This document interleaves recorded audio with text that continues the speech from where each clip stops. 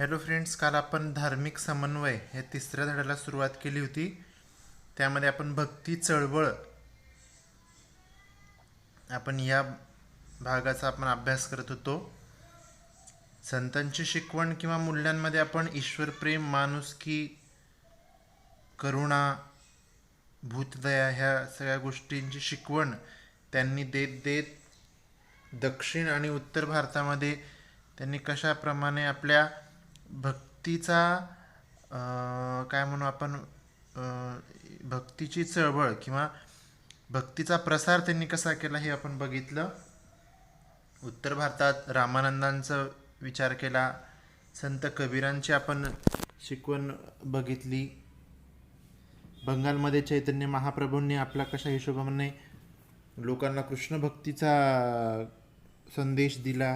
गुजरातमधले नरसिंह मेहता हे प्रसिद्ध वैष्णव संत होऊन गेलेत, बरोबर आहे. आणि ते गुजराती भाषेचे ते आद्य कवी पण मानले जातात. इथपर्यंत आपण असा हा भाग बघत आलो आहे. पुढे आता आपण पाहणार आहोत की संत मीराबाई हे नाव तुम्ही ऐकलेलं असेल. कृष्ण भक्तीमध्ये एक काय म्हणू आपण त्या भक्तीमध्ये वेडी होऊन गेलेली ही एक संत आपण म्हणायला असं हरकत नाही, की ज्यांनी ती ॲक्च्युली एक मोठी एक राजघराण्यातली एक मोठी काय म्हणू म्हणजे स्त्री व्यक्ती होऊन गेलेली आहे. आणि ह्या सगळ्या गोष्टीचा त्याग करून म्हणजे राज्य काय म्हणू आपण राज्याविषयीचं असणारं सगळं काही संपत्ती किंवा ह्या सगळ्या गोष्टीचा त्याग करून तिनं सगळं जे काही सुख आहे म्हणजे ज्याला आपण राजविलासी भोग म्हणतो, हा सगळा भोगाचा तिनं त्याग करून कृष्ण भक्तीत त्या एवढ्या तल्लीन झाल्या की सगळ्या गोष्टीचा त्याग करून त्यांनी कृष्ण भक्तीच स्वीकारली. राजस्थानी व गुजराती भाषांमध्ये त्यांनी अनेक भक्तिरचना केल्या, ज्या आजही संत मीराबाईंच्या नावाने आजही त्या प्रसिद्ध आहेत. त्यांनी दिलेले भक्तिगीतं हे सदैव मानवाला प्रेरित करणारे होते आणि प्रत्येक गोष्टीमध्ये त्यांनी त्यांचं काय म्हणू आपण दुःख सांगण्याचा प्रयत्न केलेला आहे.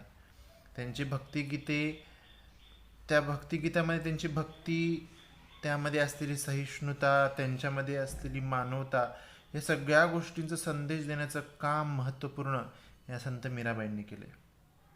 त्याचबरोबर त्याच वेळेस संत रोहिदास हे एक महान संत होते. त्यांनी पण समतेचा आणि मानवतेचा संदेश दिला. संत सेना हे एक प्रभावी संत पण त्या काळात होऊन गेले. तर हिंदी साहित्यामध्ये महाकवी सूरदास यांनी सूरसागर हे काव्य लिहिले. कृष्ण भक्तीचा किंवा कृष्ण दर्शनाचं सगळ्यात उत्कृष्ट काय म्हणूया वर्णन करण्याचं काम हे महाकवी सूरदासांनी केलेलं आहे. आणि हे कृष्ण भक्ती काय असावी, कशी असावी हे सगळं त्यांनी त्यांच्या हिंदी साहित्यामध्ये किंवा त्यांच्या काव्यभाषेमध्ये त्यांनी लोकांपर्यंत पोचवण्याचं काम केले. आणि त्यातलं एक महाकाव्य म्हणजे सूरसागर हे महाकवी सूरदासांनी लिहिलेले आहे. कृष्णभक्ती हा त्यांच्या काव्याचा विषय होता. तसेच मुस्लिम संत रसखान यांनी सुद्धा लिहिलेली कृष्णभक्तीची गीते अतिशय रसाळ आणि मधुर स्वरूपाची आहेत. संत तुलसीदासांचं तुम्ही तर नाव ऐकलेलंच असेल. त्यांनी रामचरितमानस यामध्ये रामभक्तीचा एक सुंदर आविष्कार किंवा सुंदर रचना ज्याला आपण म्हणूया त्यांनी केली आहे. रामचरितमानसमध्ये संत तुलसीदासांनी हे रामभक्त होते आणि रामायण ज्याप्रमाणे आहे त्याचप्रमाणे त्यांनी रामचरितमानस हे दोह्यांच्या स्वरूपामध्ये म्हणजे काव्य पंक्तीमध्ये मांडण्याचा एक सुंदर आविष्कार त्यांनी करण्याचा तुलसीदासांनी प्रयत्न केला. तसेच कर्नाटकामध्ये जे काही होऊन गेलेले आहेत लिंगायत समाजाचे ज्याला आपण म्हणूया लिंगायत वाणी समाजाचे बसवेश्वर ज्याची आजही आपण जयंती साजरी करतो. लिंगायत समाजामध्ये ह्या व्यक्तींना अतिशय महत्त्वाचं स्थान ज्याला आपण म्हणूया मानलं जातं किंवा त्यांना ती एक महत्त्वपूर्ण व्यक्ती म्हणून त्यांनी त्यांच्या त्या समाजात त्यांनी कार्य केलेलं आहे. कर्नाटकात बसवेश्वरांनी लिंगायत विचारधारेचा प्रसार केला. त्यांनी जातीभेदाला विरोध केला आणि श्रमाला त्यांनी महत्त्व दिले. त्यांचे काय कवे कैलास हे प्रसिद्ध वचन आहे.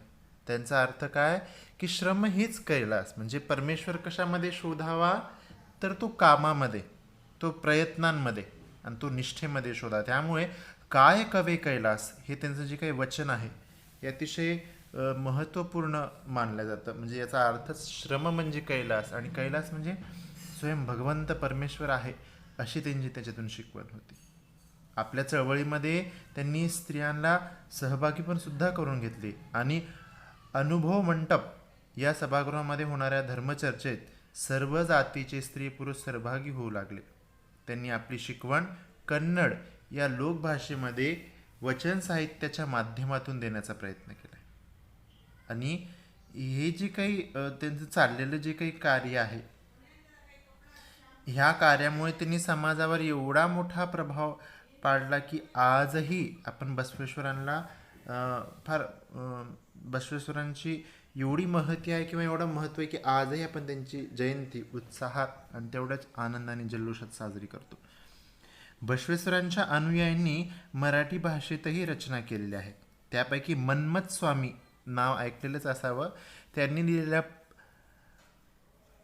परमहस्य, त्यांनी लिहिलेला जो काही परमरहस्य हा जो काही ग्रंथ आहे, हा जो, तर त्यांनी तो ग्रंथ लिहिलेला आहे.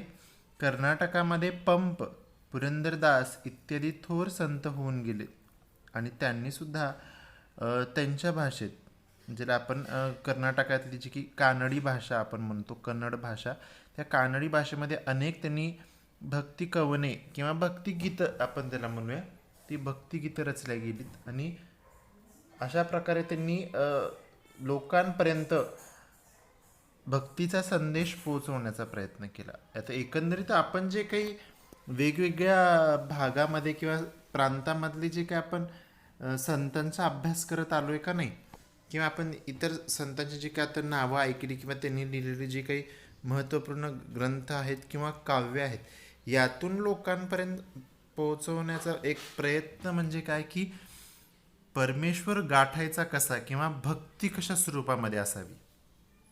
बरोबर आहे.